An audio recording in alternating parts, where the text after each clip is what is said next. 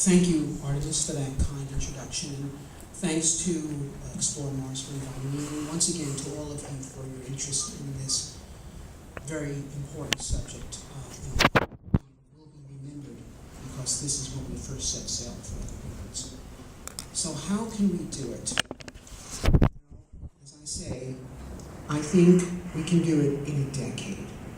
Now, why do we need to do it in a decade? Why should we really want to do it in a decade? There are various other plans that we've seen presented here or have otherwise been presented by NASA elsewhere, which propose 20 or 30-year programs for getting humans to Mars.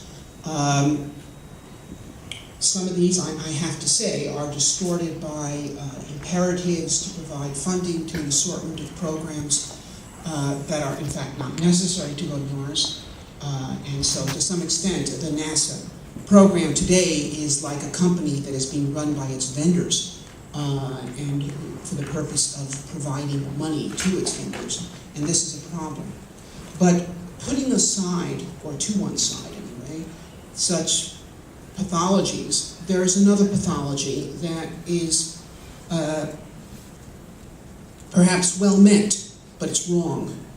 And that is this notion that if we do a large series of technology developments and precursor missions to various intermediate destinations, a program that I saw recently was actually called the Minimum Complexity Program for Sending Humans to Mars, designed by some people from Jet Propulsion Lab, that involved going to Phobos and Deimos and developing electric tugs that move between Phobos and Deimos and here and there before they actually land on Mars.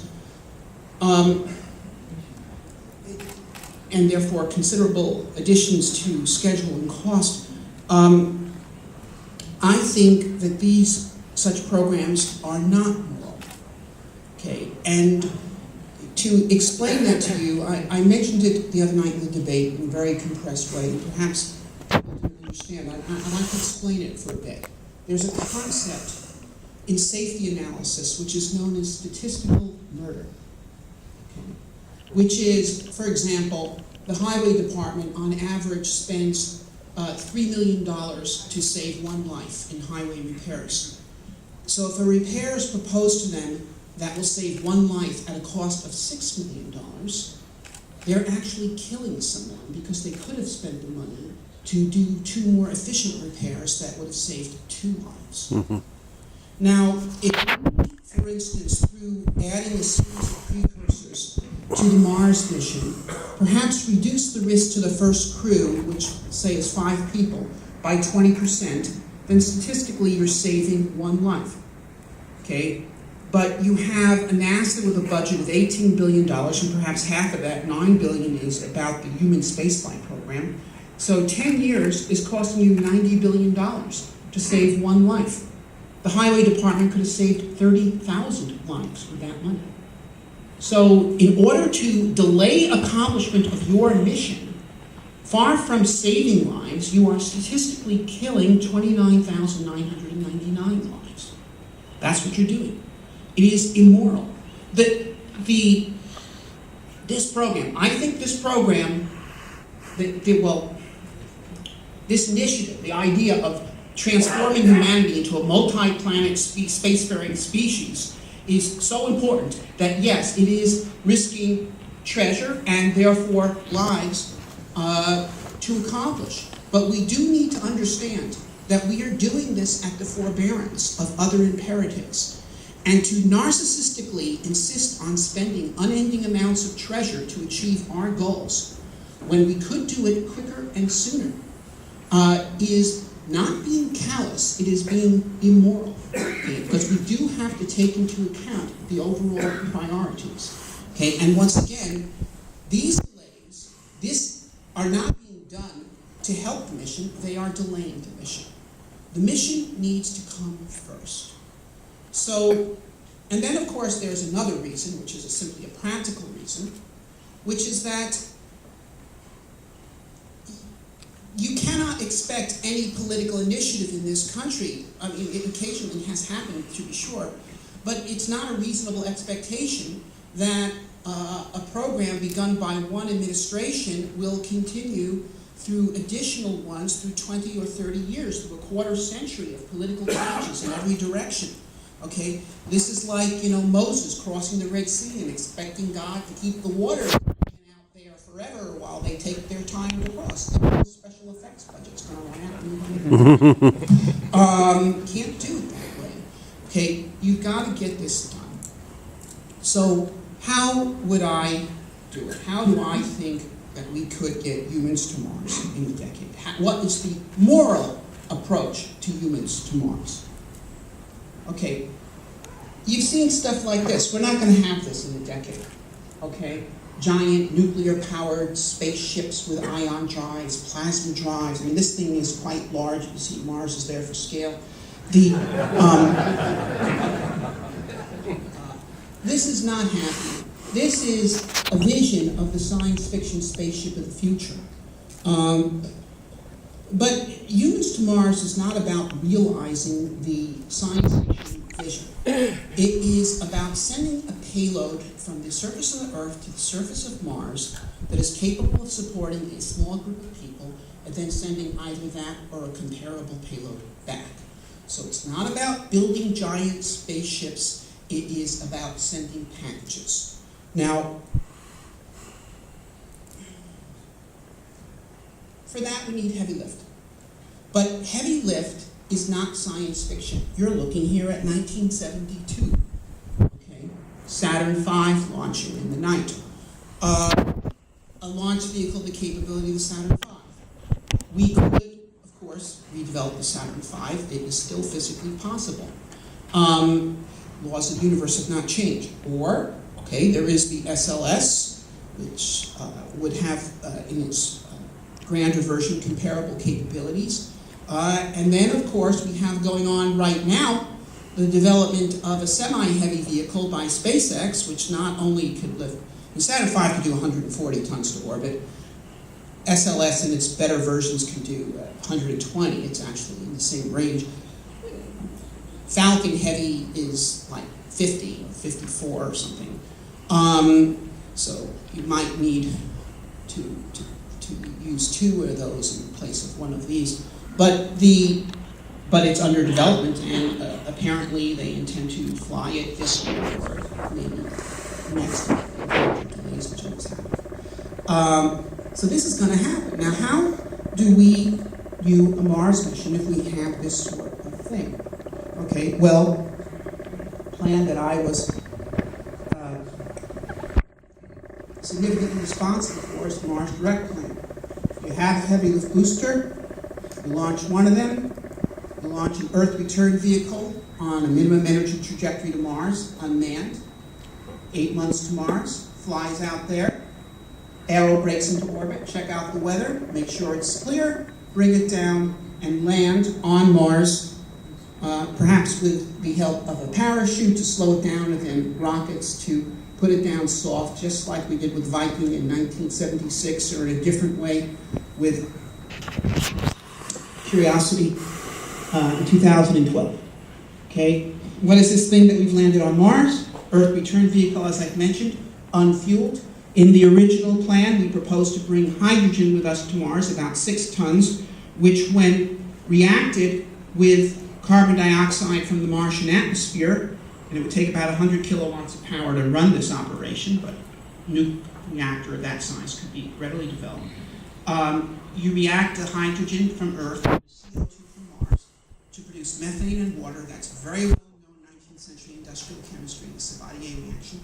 Methane is stored, that's your fuel to come home. The water is electrolyzed, split into hydrogen and oxygen. Oxygens are oxidized, you recycle the hydrogen, and then to get the right mixture ratio, you have a third reactor. And this one's going to be tested on the Mars 2020 rover, although it's already been tested extensively in the lab in vacuum chambers. But the split CO2 into CO and O2, oxygen for the rocket, CO gets vented, and you turn 6 tons of hydrogen from Earth into 108 tons of methane oxygen on Mars.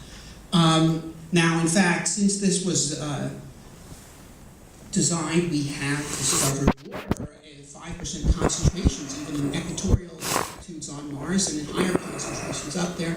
So an option would be to take equipment that would bake that water out of the soil, which is not that hard to do, and then you would get water from Mars and electrolyze it first, make oxygen, get the hydrogen to go. And in that case, you wouldn't need reactor number 3 because you're starting with water and CO2. But either way, whether you make 95% of your propellant on Mars or 100% of your propellant on Mars, you can make your propellant on Mars. And look, why are we going to Mars? We're going to Mars because Mars is the planet that has the resources needed to support life. Why not put those resources to use? They can also support technological civilization, starting with the first Mars mission. Okay? This is a fundamental principle of exploration. Use the resources that are available in the environment you intend to operate in. This is how Lewis and Clark operated. This is how all the great explorers operated. And this is how we can operate on Mars. Then, once the propellant has been made, the next opportunity, launch 2 more boosters off the Cape. One sends out another Earth return vehicle. The other sends out a habitat with a crew of 4 astronauts in it. Okay, and so because our return ride is waiting for us on Mars, we don't need to fly to Mars in an Imperial Star Destroyer, like I illustrated earlier, or even a comparatively modest Millennium Falcon. Fly to Mars in a tuna can. Here's a design of one. It's about 27 feet in diameter, 16 feet tall, 2 decks, each with 8 feet of headroom. Upper deck is where they live. Lower deck is more of a cargo hold workshop kind of place. Here's the layout. It's a crew of 4 astronauts in it. Various rooms for various purposes. In the center, you see a solar flare storm shelter. Okay, you have enough provisions on this ship to pack them in around the limited central area with more than 12 centimeters of water-like material, food, water, things that food and water become as the mission proceeds. And you have a shelter that will protect you against solar flares. As far as the other kind of radiation that can get you, we're talking about cosmic rays. It's worth talking about. Now, we don't have enough mass to protect ourselves against cosmic rays. They are much more penetrating than solar flare particles. But we have been taking cosmic ray doses already. Okay, people need to understand the Earth's magnetic field does not shield out gigavolt particles. That's why we still even get some cosmic ray particles on the ground at Earth. At the space station, you get half the cosmic ray dose that you would get in interplanetary space. Because not the Earth's magnetic field, but the Earth shields out half the sky. Okay? So, as a result of this, there is a fair number of astronauts and cosmonauts who, on the basis of tours in Earth orbit, in either the ISS or the Mir or the predecessor Soviet space stations, actually got cosmic ray doses comparable to what they would have gotten going to Mars and back. And there have been no radiological casualties among this group. None. Nor would you expect there to be, because based on what we know about radiation health effects, the risk of this magnitude of dose is order of 1%. And if you've got 10 people and they each got a 1% risk, chances are that you'll have no casualties, and we've had none. Okay? Now, so the idea that we have to delay Mars missions until we have much faster spacecraft that it can get to Mars in 4 months instead of 6 is simply not sound. And furthermore, if you do the risk analysis in full, you discover that if you did have a superior propulsion system, say nuclear thermal rockets, in which you could get to Mars in 4 months, you'd still be better off taking 6 months because the added payload could be used in ways to make your systems more redundant that would greatly increase the safety of the crew, much more than reducing the risk of from radiation dose from 1% to 0.7%. Okay,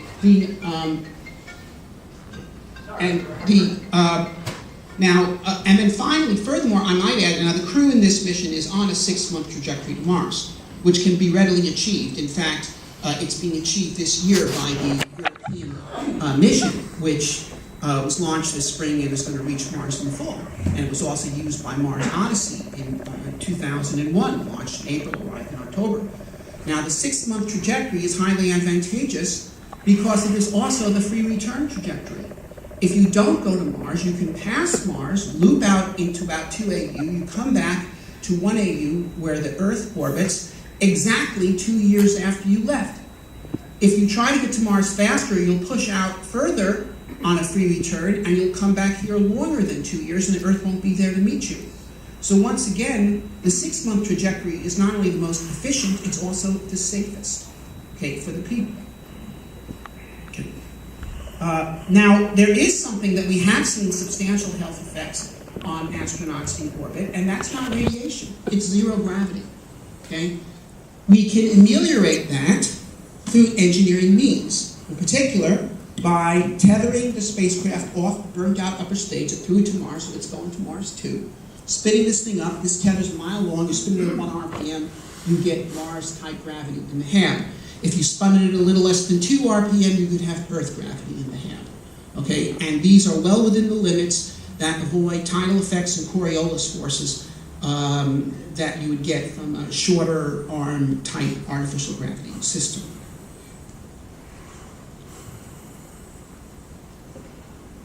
Okay, so they get, and by the way, the reason why you want artificial gravity is not for survival. People can survive 6 months in artificial gravity. Space station crews do that all the time. It is so that you get to Mars in good physical condition, because field exploration in a spacesuit is a highly physical activity. It's like heavy-duty backpacking. And we're going to Mars to explore, not to just say we did it. And therefore, this is the right way to go to Mars. Okay, and frankly, it is extremely unfortunate that the NASA Space Medicine program is controlled by people who are fascinated with zero-gravity health effects research, because they're researching the wrong problem. Okay? We need to be doing artificial gravity research in space. Okay. When they get close to Mars, they fire a pyro, cuts the cable, upper stage goes away, they aerobrake into orbit and go and land at site number 1, where a fully fueled Earth return vehicle is waiting for them. The second Earth return vehicle is their backup, which otherwise can land at site number 2, where it starts making propellant that will support the next mission, which will fly out 2 years later, and go there, and which brings another Earth return vehicle, which is their backup, which otherwise opens up site number 3. So what you've got here is every 2 years you're launching 2 heavy lift boosters off the Cape to accomplish human explorations of Mars. Or if you were doing this with Falcon Heavies, you'd probably have to use 4 of them, because 2 of them is a true heavy lift vehicle.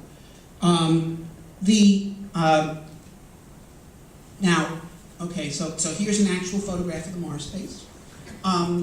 You see the Earth return vehicles, a little bit of license here. Obviously, they're not going to land this close to each other.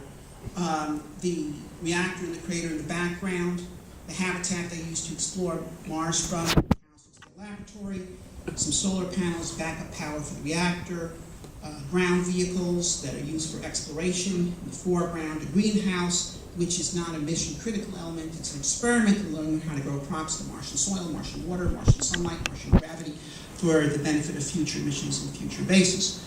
They're on Mars a year and a half. You've got 2 flight plans basically to Mars. They're known as opposition and conjunction. The opposition mission has the shorter round-trip time, but it spends about 95% of the whole mission in space, only 5% at Mars, like 2 years in space and 2 unequal legs of the mission, and 1 month actually at Mars. I prefer the alternative plan known as the conjunction plan, which is a 2.5-year round trip, not that much different, a bit longer, yes, but it spends 60% of its mission time on Mars. 1.5 years on Mars, 6 months out, 6 months back in space. That is a lower cosmic ray exposure. It's lower delta V because the propulsion requirements are less. And you accomplish more than 10 times as much exploration at lower cost. And also you avoid having to fly into the inner solar system and getting thermal loads and other complications from getting as close to the sun as Venus, which you need to do on the opposition mission. They're on there a year and a half. We're exploring. We're trying to find traces of past life on Mars, among other things, to prove the development of life and chemistry is a general phenomenon in the universe. We want to do some drilling to see if we can reach the Martian groundwater table where there is extant life. I don't know if there's extant life. To see if there is extant life, and if there is, how it is constituted. And so forth, and find out the truth about the potential diversity of life in the universe. And by the way, let me just talk just a second about human exploration. You may know the Mars Society, which I am the head of, and by the way, we have our conference in Washington in September, and we're all invited to come. really good. And we're going to have, by the way, a great debate on planetary protection.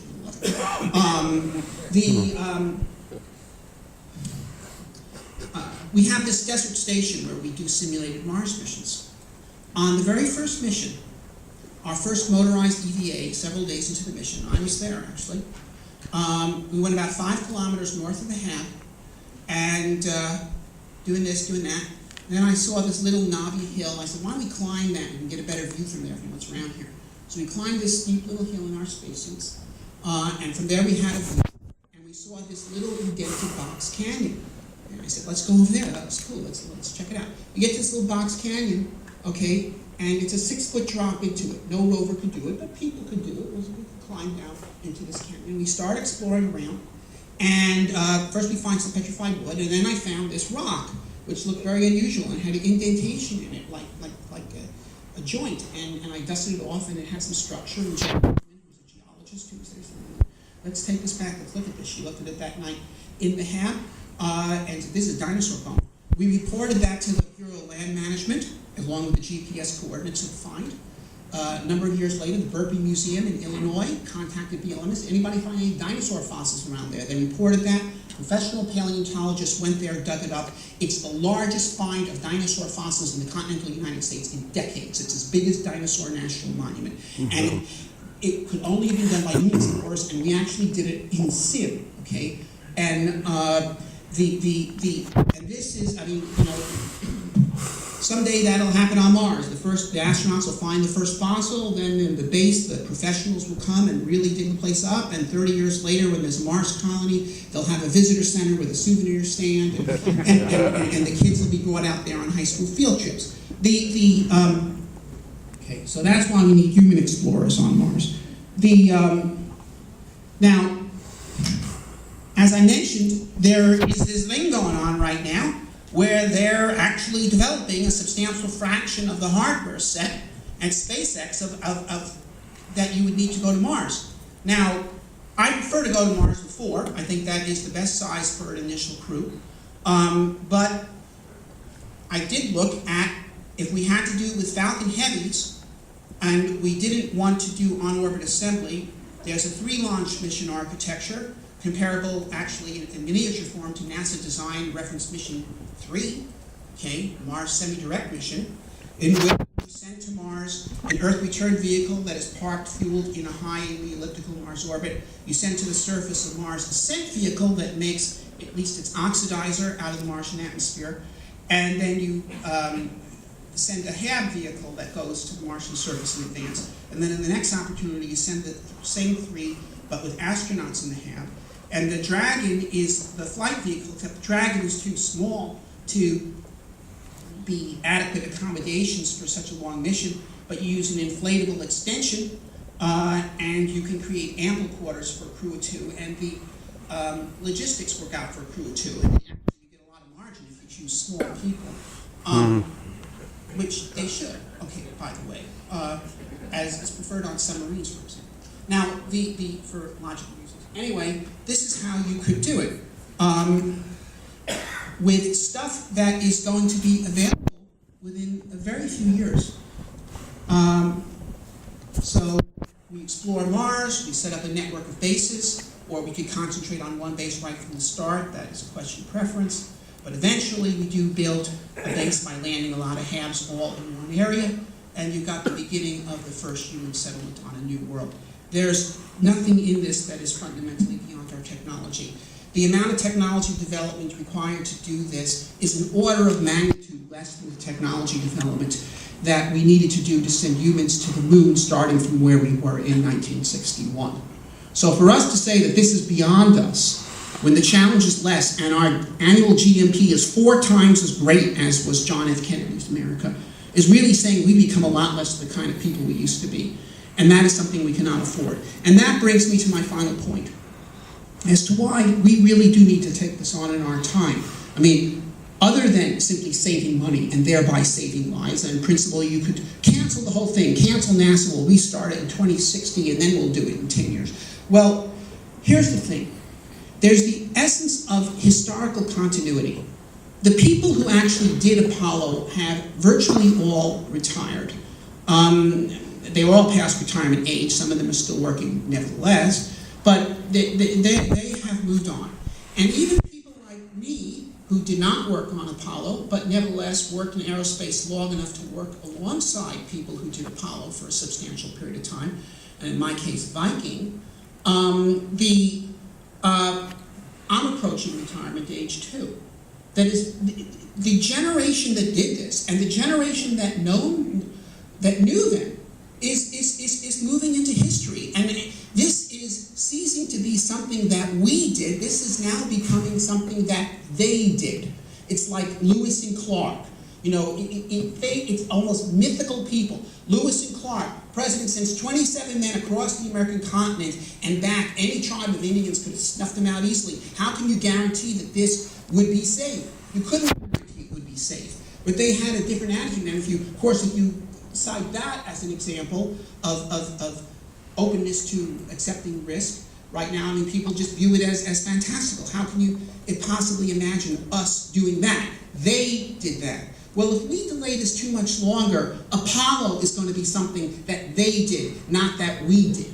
Okay? And that really brings into the question of whether we will be able to do it. We need to reaffirm this. So I was 13, 1965. I was in a little town in upstate New York on Memorial Day. And Memorial Day, you know, was originally set up to celebrate the Grand Army of the Republic in the American Civil War. The first one was Memorial Day 1865. This was the 100th anniversary.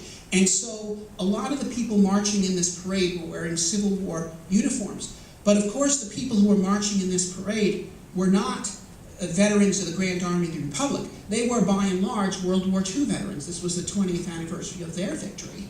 Okay? And who better to reaffirm, who better to honor the Grand Army of the Republic than the veterans of Normandy and Tarawa, who in their own lives had reaffirmed that they were part of the same tradition. And how sad would it have been if we no longer in this country had people that were fit to honor America's bravest, if we no longer had people that measured up, if the most recent victory of the U.S. Army had been Appomattox. And so it is today. Okay, humans to Mars, it has to be something that we do. We have to reaffirm it's about us. It's about who we are. Are we a nation of pioneers? And the question of whether we schedule humans to Mars to be done in a decade, or whether we imagine it for something to be done in the 2040s, is really a question of whether, do we really want to send humans to Mars or don't? Thank you. Bravo.